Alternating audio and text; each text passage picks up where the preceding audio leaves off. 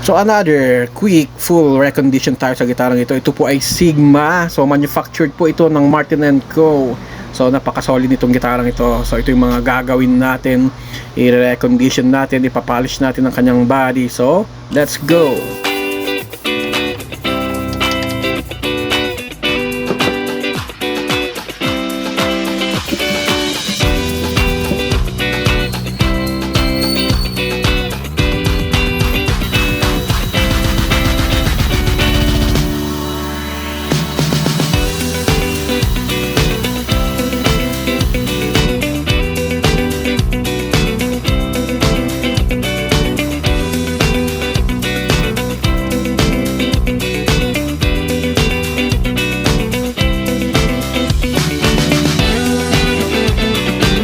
Ang ating final work, so hindi na po tayo nakapag-video ng sound check dahil sa may mga nakapila. So according sa aking na-search ay ito po ay 1970s vintage and Bernary po ito.